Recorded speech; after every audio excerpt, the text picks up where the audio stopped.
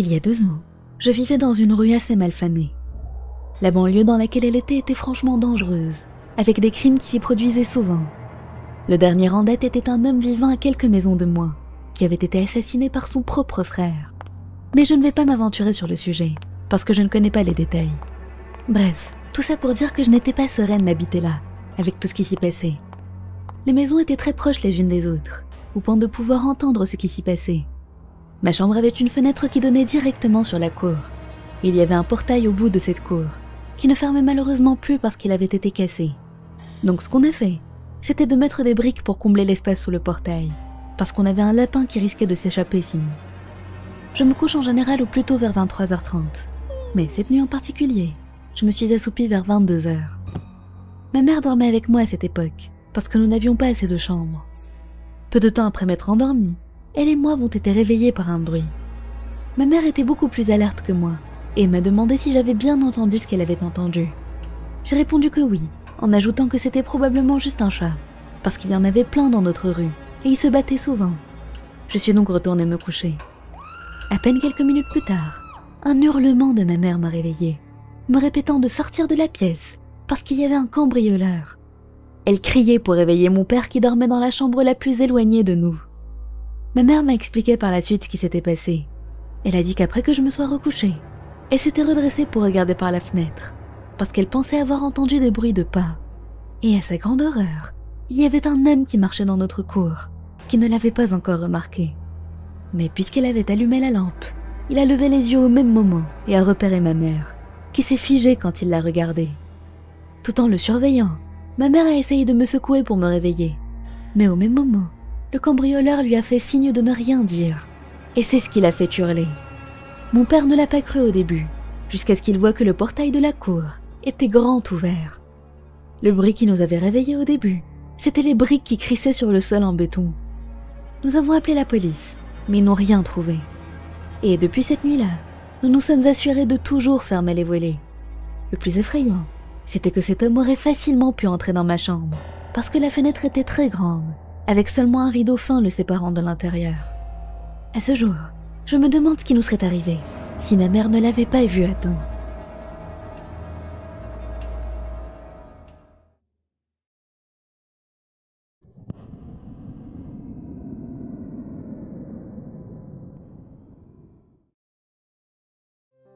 Cette histoire nous vient d'Amog, et lui est arrivée quand il avait 10 ans.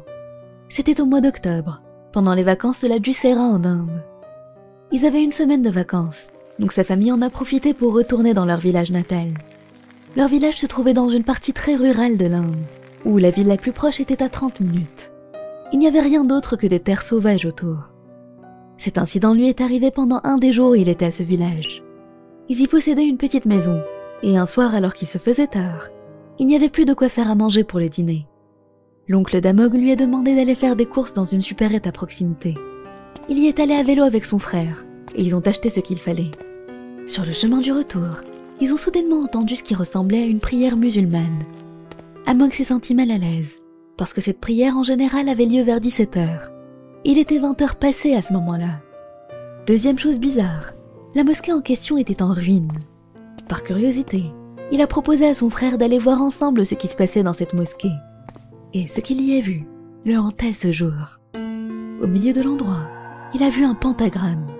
Autour se trouvaient des gens aux yeux arrachés et au corps à l'envers. Soudainement, une femme l'a vu et a hurlé de toutes ses forces.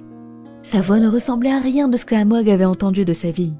C'était un mélange de bêlements de chèvre et de voix démoniaques. Elle a crié « Mes fils, venez, venez ici !» d'un ton très dérangeant. Les frères se sont précipités hors de la mosquée et sont repartis à vélo aussi vite que possible. En les voyant se précipiter à l'intérieur, leur oncle leur a demandé ce qui s'était passé. Amog lui a tout raconté et l'oncle était pétrifié de choc. Il lui a dit que ce qu'il avait vu était une histoire bien réelle et pas une hallucination. Il a expliqué qu'une femme était récemment décédée, juste après la mort de ses fils. Après cet événement, Amog n'est plus jamais retourné au village. Il a maintenant 20 ans et fait des études de médecine avec son frère. Mais cette scène le hantait ce jour. Qu'est-ce qui se serait passé s'il n'avait pas pu s'enfuir ?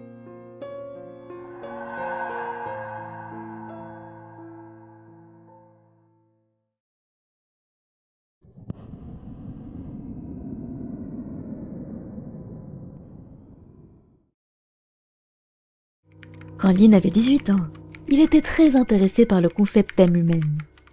Il passait une bonne partie de son temps libre à faire des recherches sur le sujet. Un jour, il a découvert qu'il y avait un séminaire sur ce même thème. Il a décidé d'y aller avec son ami Sean. Mais quand ils sont arrivés sur le lieu du séminaire, ils ont découvert qu'il n'y avait que 3 personnes, eux deux et l'expert animateur du séminaire.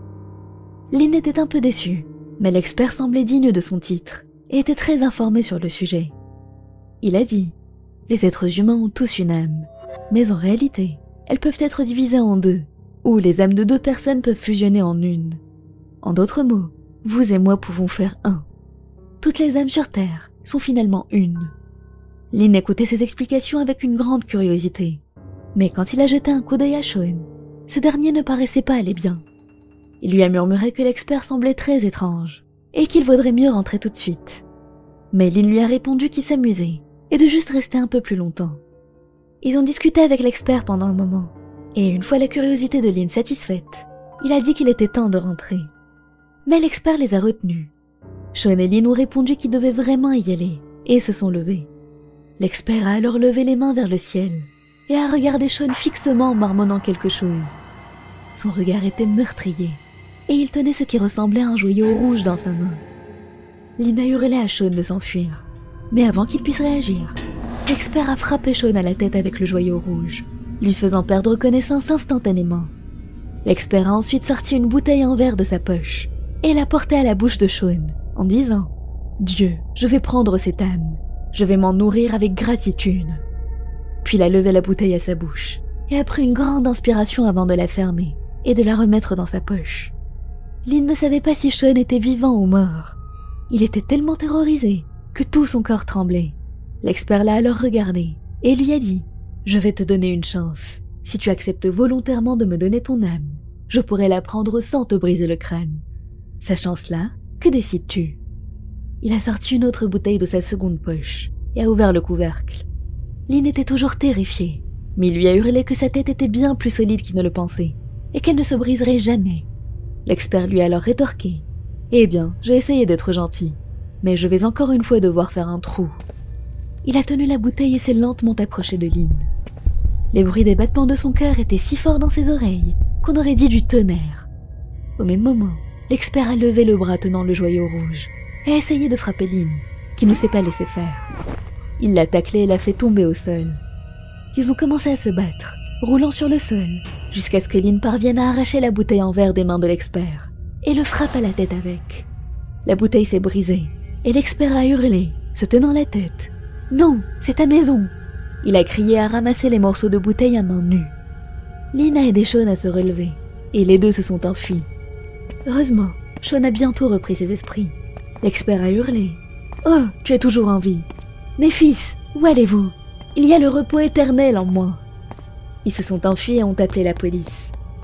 L'expert a été arrêté, et les policiers ont trouvé des dizaines de bouteilles dans son sous-sol. Chaque bouteille avait une photo collée à elle. Quand ils lui ont demandé ce qu'étaient ces bouteilles, l'expert a souri et a répondu « Ce sont les âmes que j'ai absorbées jusqu'à présent. Ils sont dans mon monde désormais, et ils vivront en moi pour l'éternité. » Il a cité des dizaines de prénoms. Lynn a emmené Sean à l'hôpital, et heureusement, il s'est complètement remis.